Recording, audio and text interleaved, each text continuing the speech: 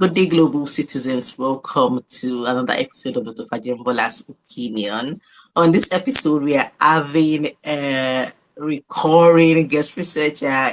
You've seen him before. He was one of the guest researchers we had on season one of Dr. Fajembola'S Opinion. So please do me the honor of welcoming him again to share his expertise with us.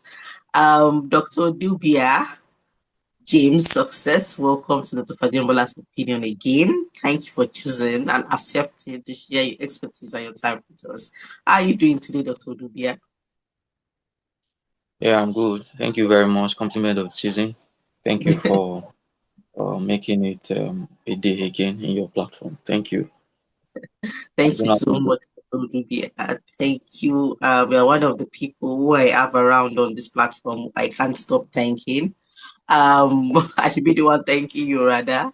Let's take our new audience and remind our old audience of the profile of Dr. Dubia. Is a dedicated researcher with a strong commitment to advancing public health through health promotion and evidence-based research.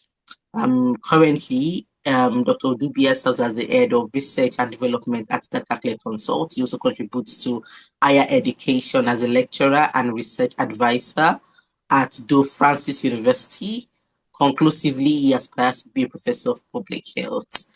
Yes, today we are going through a not so common, I feel is a not so common major public health concern globally, and it's gambling. When I came across this paper for us to discuss, I was like, this is top notch because in the last 5 years, let me put it that way, in the last 5 years, the rate at which gambling has been a problem since time immemorial. But I feel the last decade, let me not even say last 5 years, the last decade, the way gambling has been pushed to our faces like a norm. And people will look at it from the legal aspect, communal aspect, but they they don't really see it from the lenses of public health. And that is what we want to discuss today. What the correlationship between gambling and our health and its long-term effect on our health. So, Dr. Odubia, your paper discussed gambling extensively, and it's just discussed it in a way that will make anyone understand easily and also love to know more about gambling.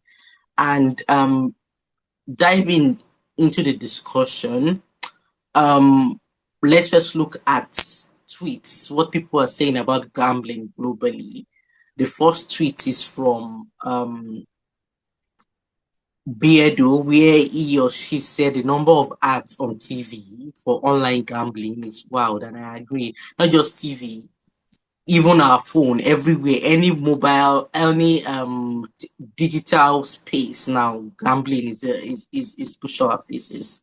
The second tweet is from iGaming News today, where they said Myanmar ramps up crackdown on illegal gambling ops.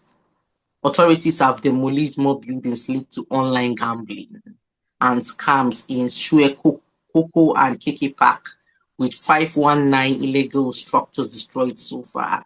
I said gambling is a global public health concern.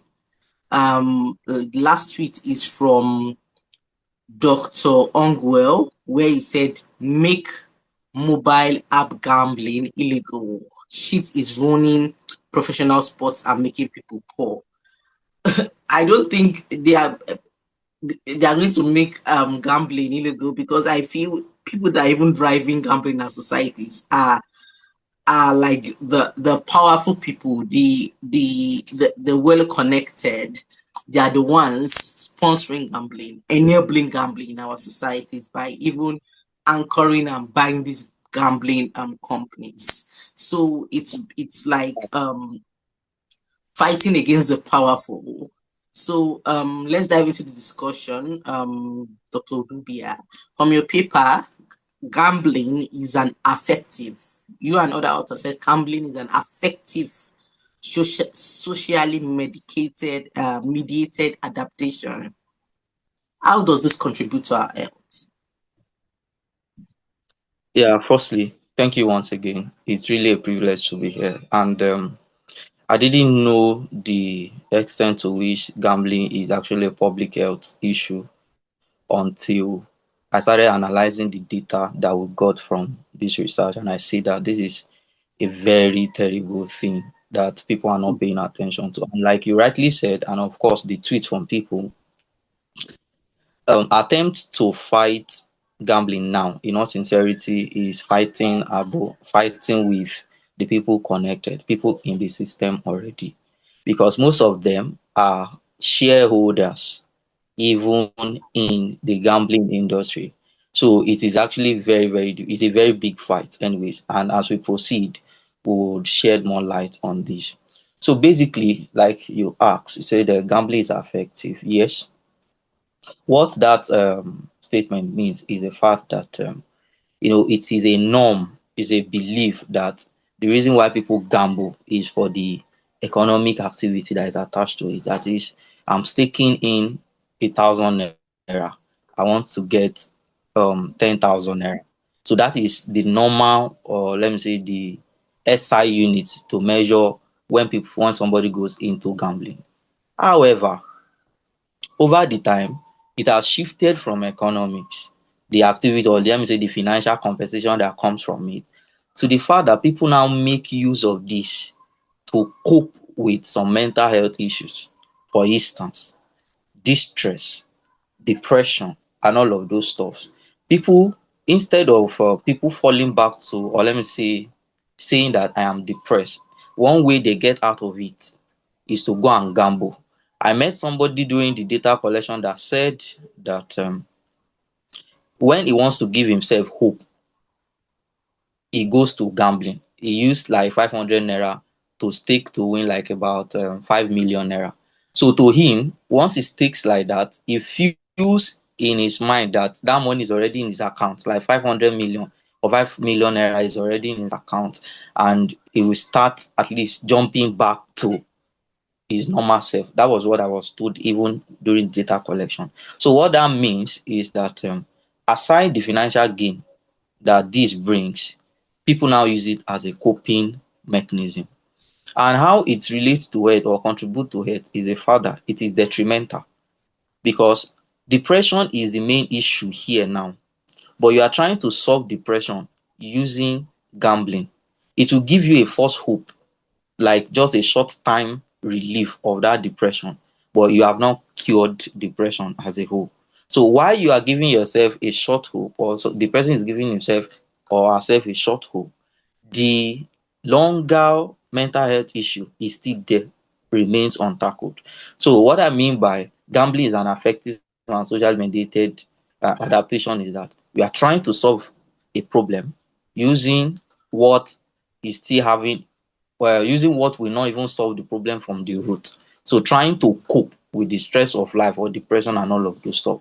So that is basically what that statement is saying. And from this research, it is saying that like 68% of people gamble to relieve tension. In fact, some people said like 50% said that when they feel bored, they want to go and gamble. So that is the meaning of that statement, and I hope it is well understood now. Thank you so much, Dr. Odubia, for that beautiful beginning and beautiful introduction. Which takes me to the next question. I said gambling is a global public health concern, and Nigeria being part of the countries across the globe being affected by gambling. Now, Nigeria as a country, we face major gambling problems of different types. But from the paper focusing on health, what has changed since the legalization of the national lottery in Nigeria? Is gambling a public health concern in Nigeria, and why? And it's surprising. I believe there are laws. Being in Nigeria, I believe there are laws that shouldn't be passed. But as you said, the powerful people, they are the major shareholders in these gambling companies. Um, What has changed since the legalization of national lottery in Nigeria with regards to health? Yeah, the act itself, National Lottery Act of itself, is actually one what's it called now? One important, or let me say one thing it has achieved, or let me say what it was targeted at is to prevent underage gambling, basically. And or let me say what that act is solving or intend to solve now is to prevent underage what's it called gambling. However, I in the context of health now, what has changed is that this had led to the increase of gambling outlets, gambling shops, and gambling platforms online. You hear the likes of in the paper we found out Naira Bet, all this on Bet Naija and all of those stuff. So this had led to the increase of gambling platforms and outlets online. And of course, in Nigeria now, over 60 million people are active gamblers. So that has been one of the things that has changed in since the legalization of what's it called gambling in Nigeria. And unfortunately, the percentage representation of active gamblers in Nigeria in the world totally is around 1.2%. Unfortunately, Nigeria has 30.5%. And being a public health person, a situation or a case is considered a public health concern when it is 5% and above. And here are we, gambling being 30%, Mhm. 30.5%. So that is outrageous. So placing it side by side with what is obtainable globally and what it is in Nigeria, we see that is actually a very big issue. And this had led to people going to the extent of borrowing money to gamble. So meanwhile, living contributing to the debt rate in Nigeria, I mean debt now, debt rate of younger minds and all of those stuff. So many things has changed aside the fact that there are increase in outlets, there are increase in platforms for betting and all of those stuff. It has also led to increase of depression because as we proceed, I will tell you some, or let me say some findings from the research where people that gambles or people that borrows money to go and gamble at the end of the day felt depressed and suicide comes in. So it's actually a very big public health issue since the legalization of gambling under the Act 2025 in 2005. Thank you so much for shedding more light on that, Dr. Odubia. Diving more into gambling and different types of gambling. What is the difference between problematic gambling and gambling disorder? What should we know on them? Okay, I will first start from gambling disorder. So in my let me say participation in mental health of recent, I think about 2 years backward now, because I've engaged in some mental health researches and the other. So I in the space of mental health, there are always scales to measure something. For us to say somebody has depression, maybe the person had met, like if it's a 10 scale, maybe the person had met like 8/10. So then we can say this person is depressed. So for gamble disorder, there is a scale called the DSMD scale. The meaning is Diagnostic and Statistical Manual for Mental Disorder. So that is the scale. So that scale is separated into stratas, separated into classes. So where we can say, okay, this person is addicted, this person is disordered, this person is that, and all of those stuff. So that scale classifies into strata. So for us to say somebody is gamble disordered, it must have fall into the category of disorder on that scale. So that is who or what it means to be gambled disorder. Then problematic disorder is that one is harmful and it is without diagnosis criteria. For instance, if we are able to get somebody and put, after some evaluation has been done, we say, oh, this person is disordered. No, this person is not disordered yet. It's just addicted and all of those stuff. We can make prescription for intervention that can actually help this person out. But it becomes problematic gambling when this person is not even on skill. We don't even know this person. We have not captured this person to evaluate and all of those stuff. So we don't even know the skill or the cadre that this person is.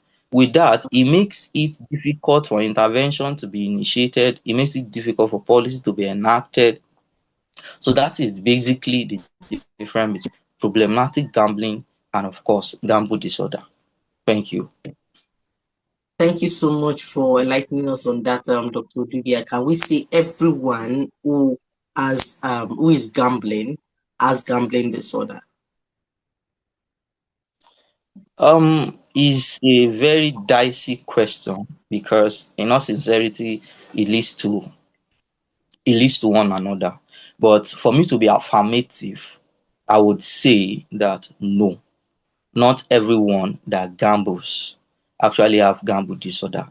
And from the research, it is seen that some people gamble for recreational purposes, right? And then during our data collection, I found out that most of these gamble hubs are even um homes for recreational activity like watching of football and all of those stuffs where people gist and all of those stuff.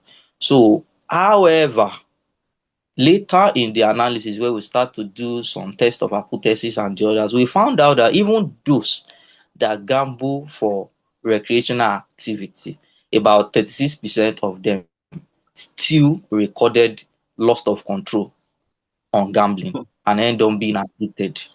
So 47% of them still borrow money to gamble, even when it was based on recreational purposes. So I would say no, affirmatively, that not everybody that gambles actually have the gamble disorder, but it is a leading cause to become a gamble disordered person. I don't know if you understand now. I think it's Yeah, clear enough. yes, I Right. believe our audience they understand the concept you're trying to explain. And Nigeria, you mentioned at the beginning that in countries like Nigeria, where they have a age gap, to prevent underage from gambling. I personally think for countries like Nigeria, I don't know, I've not been to gambling centers. I don't believe it's enforced. I believe if you have your money, not depending on your age, you can gamble at any time, which increases the statistics for gambling disorder. Uh, can we say as one age is, I believe it's from 18 years in Nigeria for countries like Nigeria.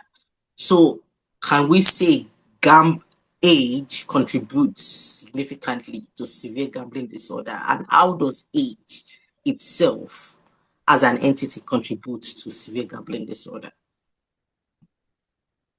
Okay.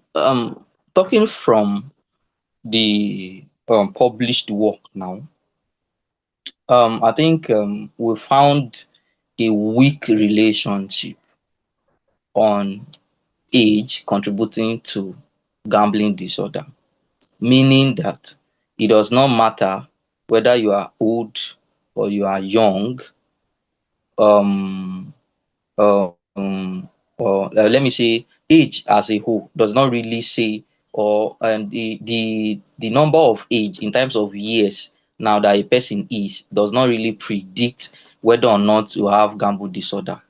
However, if someone is exposed to gambling at the early age, for instance 18 years, the person start gambling around 18 years and becomes addicted to it till let me say for a space of 5-10 years continually, then it will definitely become a disorder, because the longevity upon which this person has stayed gambling will definitely become, the person will become compulsive, the person will become addicted, and that is where the problem is. But apparently, that I am old or I am young does not say or does not predict you being disordered in times of um, gambling. Thank you so much for that, Dr. Odubia.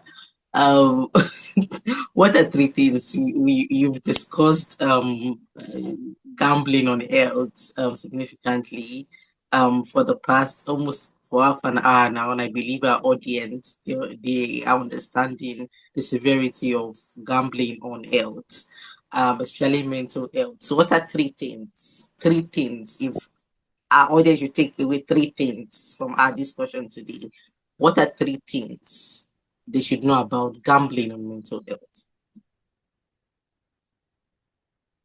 Okay,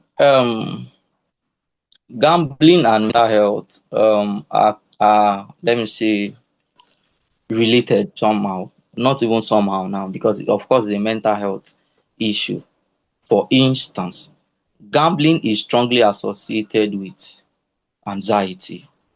This research basically measured or let me say try to see the mental health dynamics of gamblers before they gamble. What was their expectation?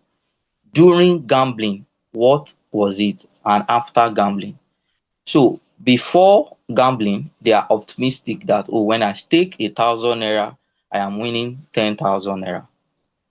They are optimistic, anxiety, hyperactive. Then during this gambling, then they tend to have mood swing. For instance, if the gambling is favoring them somehow, they will be expecting that, oh, this is what I'm going to do. Then all of a sudden the stuff changes again, so it gives them mixed feeling. For instance, I am somebody that likes football and currently watching AFCON now. Yesterday, two teams played and the team was leading around even to the level of I think 89 minutes. Sorry, 85 minutes. That is 5 minutes to the end of the match. So all of a sudden, the losing team scored two goals in a space of 5 minutes. So imagine I have staked that, oh, team A that was scoring from first half or that was winning from first half till that time is winning, or we win that match. I'll be very, very optimistic that, oh, at the end of the day, my bet is entering and all of those stuff. Then all of a sudden in my eye, I now see that the team that I predicted that will not win comes back from leading and won the match. You get now. So Yes. gambling is associated with anxiety. That's number one. Secondly, emotional relief. This emotional relief during gambling is short-lived, like is a temporal thing compared to when it becomes problematic. Like we started, people use it to relieve stress and all of those stuff. But in the later on, the stress itself they are trying to relieve, that causal stuff is still there. It has not been taken care of. Then secondly, gambling significantly includes suicidal behavior. Of course, when somebody had borrowed money to come and gamble, anticipating that I will get profit or high returns, then unfortunately the gamble went south. So that is suicidal, in the sense that you lost capital and you still have somebody to contend with in settling the debt. So those are three ways that gambles is actually related to mental health. Thank you so much for that, Dr. Odubia. Actually, we've heard of stories where students use their tuition to gamble and end up committing suicide because they could not pay their tuition and they couldn't tell their parents that they've used their tuition to gamble. It shows the severity of the problem, where it pushes for it for gambling for a situation, to push you for a disorder to push you to use your tuition. You know that it's a severe situation. So, Dr. Dubia, diving into the discussion. What should we know about gambling disorder and substance-related addictions in terms of phenomenology, epidemiology, comorbidity, and crucially neurobiological mechanisms? Okay, these two things are actually two different things, right? And I believe that to me, I stand corrected. both as well can lead to each other. For instance, I said that somebody who is depressed, I don't know what will have happened, would want to use gambling as what's it called, a relief to that depression. Same way goes to somebody who is substance what's it called, addicted. There's nothing he can't do, giving himself hope and all of those stuff, right? So in terms of phenomenon now, both of them involves the craving, loss of control, and of course compulsive engagement. When you can only be substance addicted when you crave for this thing, you lost control of how you take it, and of course become compulsive. You are compulsively engaging in that act. Then in terms of the epidemiology, gamble disorder prevalence in Nigeria actually exceeds the the gambling disorder is around 1.2% globally, but in Nigeria we have 30.5. That is disaster on its own. So then when we talk about the comorbidity, is both, actually both ends, they overlap, basically strong overlap with anxiety, with depression, and of course substance use in terms of gamble disorder. Now, gamble disorder can lead to substance use. Substance use, of course, can also lead to gambling. Then when we talk about the neurology part of it, of course everything is centered around the brain. So both activities has to do with the brain, reinforcing behavior through the what's it called, anticipation, and of course near miss effect. This near miss effect is what I just explained about in a match where I've predicted that Team A will win. Team A have been winning from first half till the last 5 minutes of the match. Then all of a sudden, in my eye, Team B now came behind and scored two goals in just 5 minutes. So that is, I am about winning this bet. In 5 minutes, I will win this bet. Then the Yes. unfortunate happened. So that is that. Those are just the what's it called now? Stuffs about global this gamble disorder, and of course substance addiction. Thank you so much, Dr. Odubia, for that. Actually, you said you went through the data. This is the first time research you did. And what challenges did you face during the research? This is a question I usually ask some researchers who did this research firsthand. So, what are the challenges you faced as a researcher during this research, during the research um process? One thing during the research process, one thing was paramount in terms of data collection, because like I said, it was at some point it was difficult to actually know who these gamblers are, because some people also visited that same gamble hub for recreational activities like washing or football, right? So getting you have to personally have to talk to this person. Are you into gambling? Do some pre briefing before, this person came here for gamble and this and all of those stuff. Secondly, the fact that this work is cross-sectional, so we are not able to measure the causal influence of anything that has happened in the what's it called, in the analysis we've done.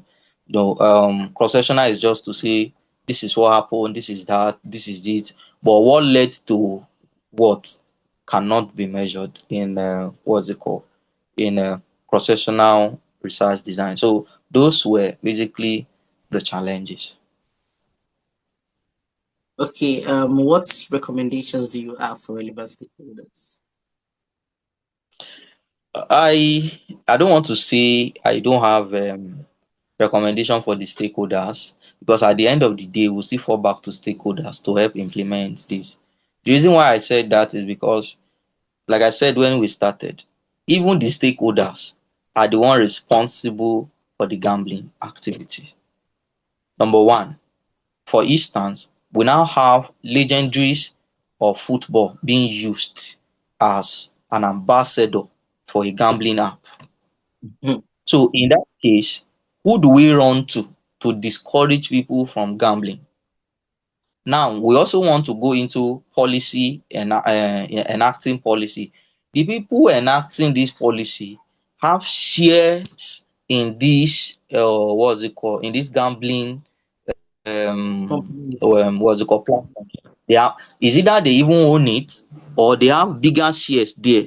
So nobody would want to enact policies that will also hamper themselves from getting returns from what they have invested. So it makes it very, Exactly. very, very, very difficult. And also, in terms of what's it called, recommendation now, I would say that yes, they should just factor in a kind of a recreational stuff for youth, both in the community level, because I believe that those that said they gamble when they are bored and all of those stuff, at least with that, they could get something to doing. Then also trying to reduce the rate of unemployment, because like I don't know if speaking Yoruba is permitted here, but the Yorubas will say wọ́n ní ọwọ́ tó dilẹ̀ lèṣù ń yálò. So if they are actually busy doing something, I believe they won't go into gambling.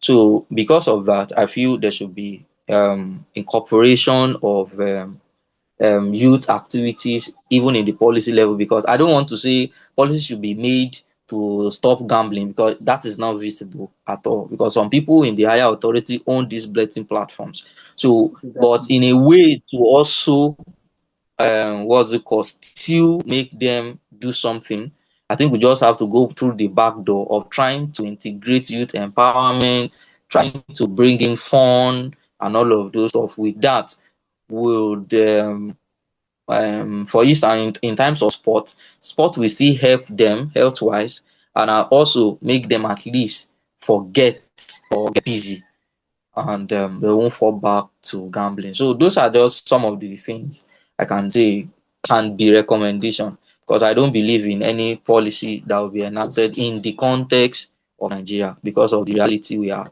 on ground. Thank you. Dr. Odubia, you elaborated on that extensively and excellently. Over our discussion, you've given complications of gambling disorder on at individual level. Can you give us more complications of gambling disorder on at individual level and national level? Because some people will be like, oh, gambling affects individuals at individual level, like it doesn't affect the country, not knowing that when whatever affects the productivity of an individual affects the productivity and the gross domestic product of the nation. So, what are the complications of gambling disorder at individual and national level? Okay, I think we've dealt too much well on at the individual level, talking about the, of course, it contributes to the depression, to the anxiety, and of course from the published work, we saw that 60.5% of them felt depressed, and of course have guilt after they've lost a bet. Be like, had I know, I wouldn't have take this bet, or I wouldn't have take this high, and all of those stuff. And of course, it leads to financial distress individually now, a situation where 47% borrowed money to go and gamble. That is disaster. So like I said, so it leads to financial distress in terms of individual level. And of course, the height of it is the fact that it increases the suicidal risk. They might not commit suicide, but increases the risk of suicidal. So at the national level, yeah, definitely, when we have about 60 million youth that are active gamblers, so how many numbers of youth do we now have that are productive, What's our number as a nation that to have 60 million actively gambling? are actively gambling? And in fact, it is crazy when I saw that for every day we have about 1 billion US dollars goes into gambling. So that is actually very terrible. So at the national level, we stand a chance of losing the youth productivity. Secondly, increases the mental health burden that we have. a situation where we now have, out of the 60 million people, 40% of them are now falling back depressed. 50% of them now result into substance as well. Like percentage of them like that go into, so it brings us to what's it called, bringing mental health now at the national level to start solving. Oh, as we are solving insecurity, we are also solving for mental health people. We are also doing this and doing all of those stuff, so it increases the mental health burden both nationally and internationally. And the last of it is that the family instability, because some people might have borrowed money from family and friends to because it was actually very, very funny during the data collection, where a woman said that the best way increases the husband's money, or let me say any husband the money, any money the husband gives to her, is to go and Yeah. gamble online with Ludo. As she plays Ludo and all of those. So that is how crazy it has eaten deep into what's it called, the people of let me say we did it at Shagam, we did the research in Shagam, so I don't want to generalize now, but in the context of Shagam people. So three things: we lost youth productivity; two, it increases mental health burden; and of course, the family instability that it brings. So those are the complications that could happen, both individually and at national level. This is an avenue for relevant stakeholders, global citizens to know more about Gambia and also its impact um, on us at individual and national levels. For low and middle income countries like Nigeria, we are trying to develop, we are trying to grow. I Gambling shouldn't be on our list. Gambling shouldn't be one of the wars we are fighting. Gambling shouldn't be one of the things we are facing.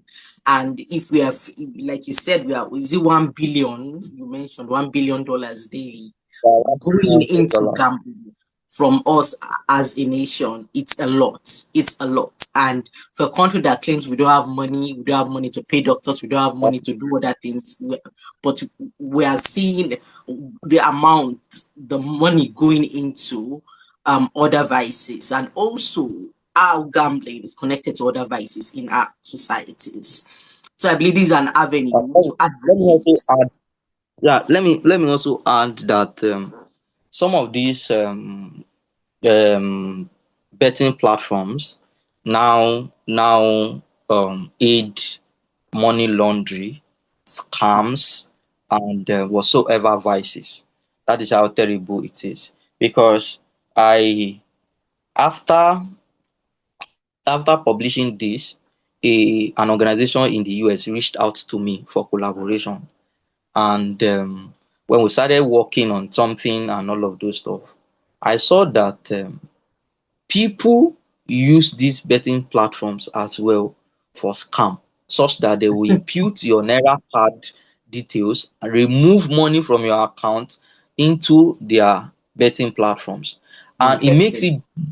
it makes it difficult for tracking, because this betting platform will not want to disclose their customers' identity. One, Exactly.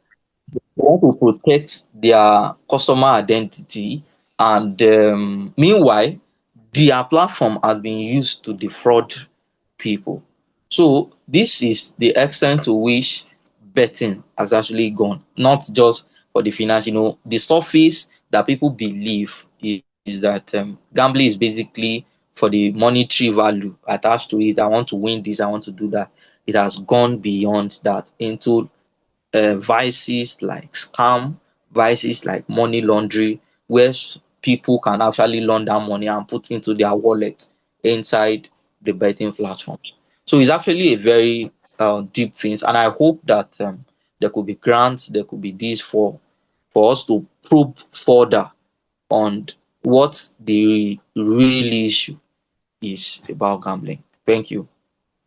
You gave an invaluable input, Dr. Odubia. That is an invaluable input on, and I believe this is an avenue to advocate to general public. This is we are educating, we are advocating to the general public. It's just like a plant that wants to grow and it has weeds around it. One of the weeds, one of the biggest weeds, low and middle income countries. Although gambling is a major public health, global public health concern, but one of the weeds we are currently facing for low and middle income countries like Nigeria is gambling. And this is an avenue to tell general public, relevant stakeholders, let's remove gambling from the table. Let's reduce gambling. If we can't remove it, let's reduce it. Let's curb gambling as a nation if we want to go. I believe if we curb gambling as a nation, there are other vices which citizens are into will reduce drastically, and it will reduce the weight on our health sector and also improve our quality of life. So, Dr. Odubia, we mentioned 60 million. That is a high number. 60 million active bettors are in Nigeria. How, as a nation, in the next decade, where do you see us as a nation in the next decade with regards to public health, effect of gambling on public health? In the next 10 years, where do you see us gambling, the effect of gambling on our public health, if it continues, if this trend continues? Okay. I will be biased if I don't acknowledge the effort so far, because after this research, I have also gone deeper to examine some of these platforms myself, and I found out that they are trying to also play along such that they remove what's it called, underage betting, because that is where the problem is. Because when a child at let me say a child at 14 is exposed to gambling, what becomes of him before he gets to 25? So Exactly. in a way, to solve that, some of these betting platforms, when you open their app, when you open their platforms, you will see a consent form saying that this is for people above 18 years, and you'll be asked to click OK if you agree to that. Yes, I understand that is a way of giving consent, but how do we know, or how do you know that this person is actually 18 years? So that remains Exactly. unsolved. So the surface to them is like they are solving this issue in order to defend themselves. That after all, in case they are arrested, you see, after all, in our what's it called, welcome or landing page, you will see that this is this, and they clicked OK before they can join. Yes, I need to acknowledge an effort, at least an effort that was done in that regard. However, if there is still nothing done in as regarding gambling, I will not be surprised to see increase in gambling disorder. That is the truth. I will not be surprised to see increase in money laundering activities that people will not even think of, because an average person will not think that gambling activity can, or let me say, is also can also be responsible for laundering. I will be seeing, or if this trend continues and nothing is done, there will be an increase in scam activities, where people withdraw some people's money into their gambling wallet. It's just like crypto as well. It might be very difficult to trace. And courtesy of the fact that the betting platform too will not also want to sell out to their customer, because they have the right of their customers to also protect. If not, if they let go my details to anybody without my consent, I can end up suing them, and that will be another problem. So if this continues and nothing is done, gambling disorder prevalence, of course, then what touches me the most is that there will be increase in youth debt. Like I said, it is alarming to see that 40% of people go to the extent of borrowing money to gamble. So if this continue, aside the fact that there will be gambling disorder, I am also looking, or let me say, there will also be possibility of increased youth debt. Then also, gambling related suicidal cases will definitely happen. Yeah, when I collected 1 million naira from somebody, and with the, I think I heard something like sure odd, yes, I had something like sure in those betting what's called betting houses where we went for collection of data. No, at this, if you play this with 20 million, it is sure odd. Oh, God. At the end of the day, the person will go and borrow 20 million and stake.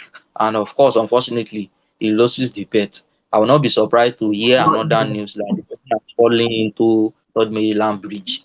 So those are just some of the things that if we didn't tackle it now, those are the future public health contributions of gambling in Nigeria if care is not taken. thank you so much, Dr. Odubia, for sharing your time and your expertise with us. It's always a pleasure to have you on this platform to learn from you, to benefit from your wealth of experience and also wealth of knowledge. Um, Global citizens, we went through Dr. Odubia's publication on gambling in Shagamu, Ogun State, right?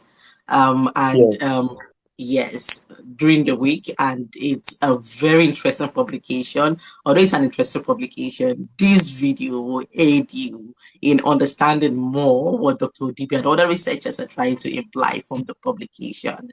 Gambling is a global, major public health concern. It's not just about in Nigeria. From the beginning, you saw one of the tweets we read. It talked about Myanmar curbing um, gambling in Myanmar. So countries across the globe are fighting gambling, even though they are also investing in gambling.